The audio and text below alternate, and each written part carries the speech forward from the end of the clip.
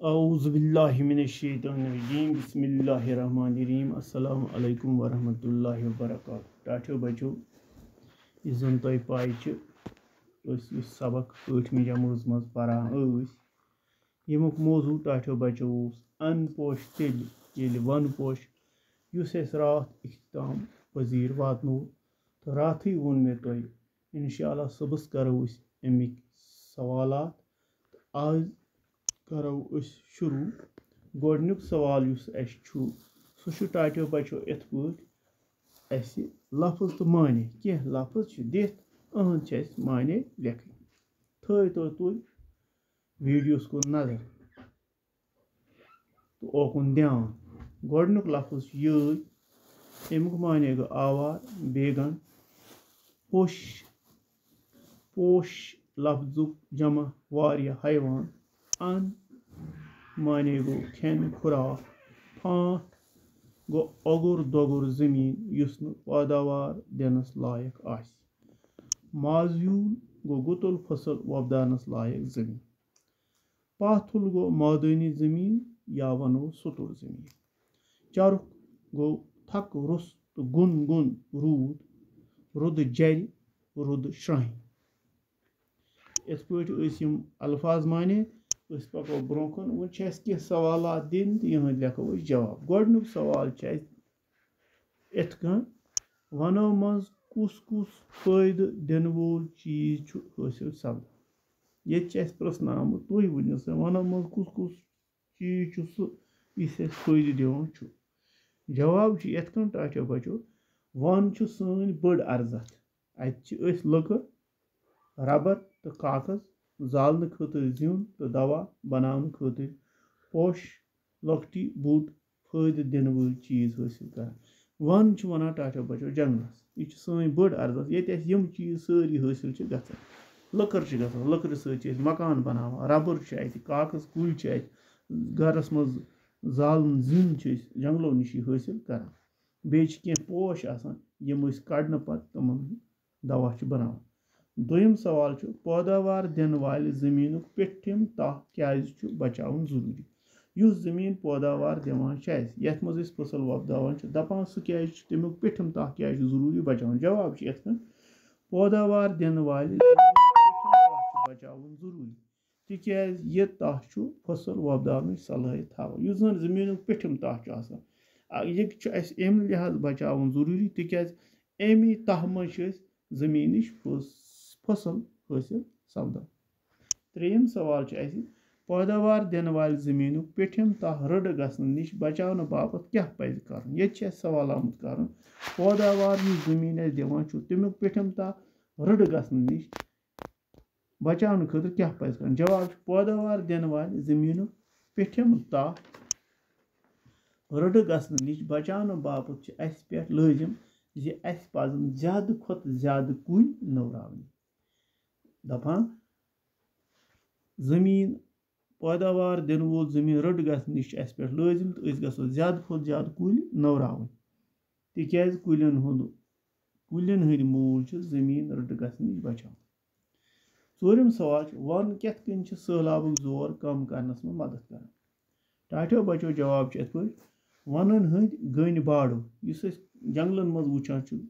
कुलिस पे कुलिस नजदीक कुल तो मूलदार कुल सैलाबुक जोर कम करनस में मदद कर। सब्ज पन वथरन क्या नोजुक लिबार्टी वनान जवाब गो सब्ज पन वथर पानस अंदर कार्बन डाइऑक्साइड श्रोपरवित कुलन बापत गुजा तैयार कर सब्ज पन वथर यम कुलन यम पानस अंदर कार्बन डाइऑक्साइड शुपरावान तो गुजा कुलन खतर गुजा तैयार करान तो और वापस ऑक्सीजन दिवान तो वापस क्या दिवान ऑक्सीजन यम सोन ओंद पुक साफ रोजान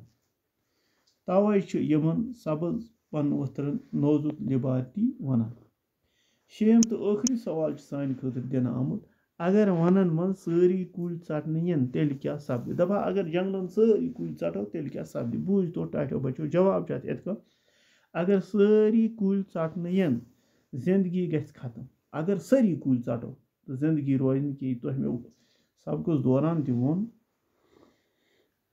कुल क्या चेवान कार्बन डाइऑक्साइड वापस क्या दिवान ऑक्सीजन सह इंसान सत बाकी जू जू तह चवान अगर कुल षटो ऑक्सीजन गई खत्म दुनिया गई खत्म माहौल डल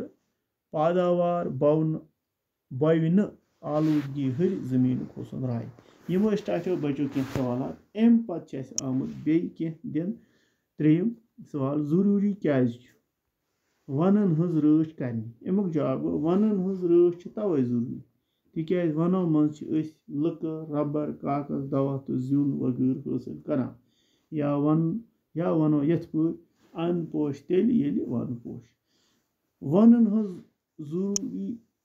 वनन हज हिफाजत अम खुद तिक वनो मज करान लकर रबर कागज दवा जुन वगैरह हासिल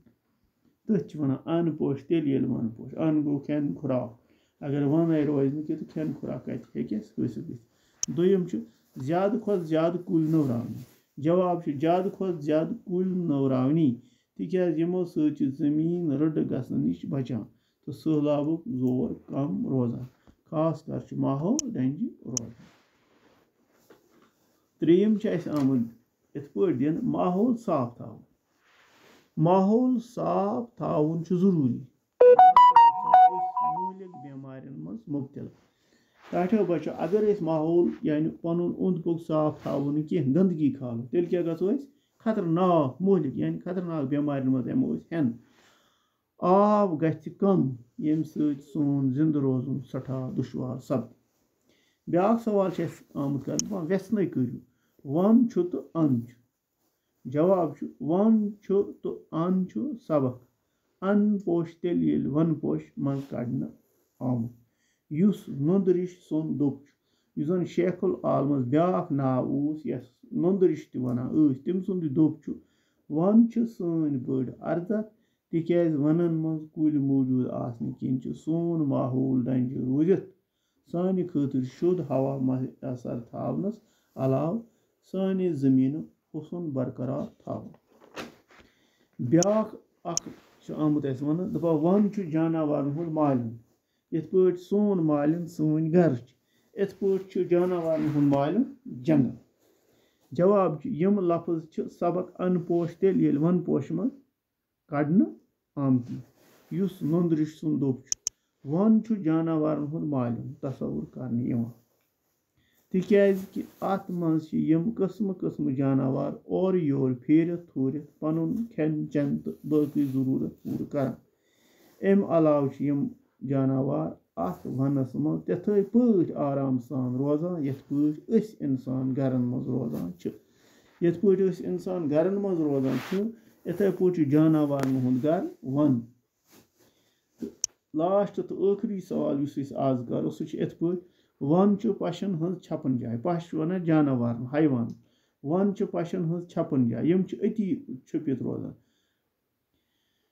पश वनन मज तम आय छपान यम आय इंसान पन्न घरन मज यम तथे पे छपित रोजान यथ पे इंसान पन्न घरन मज अचान तो छपित रोजान घरन मज छपित तो मुसीबतों नश दूर रोजान यथ पे घरन मज रोजित तमाम मुसीबतों नश दूर रोजान इथे पे जानवर त वनस मज रोजित तमाम मुसीबतों नश दूर रोजान टाटो बचो इत पे कर कह सवाल आज अत वो ब्रो कुन इंशाअल्लाह अल्लाह ताला थो तुह तह वार मे वार सुबह करो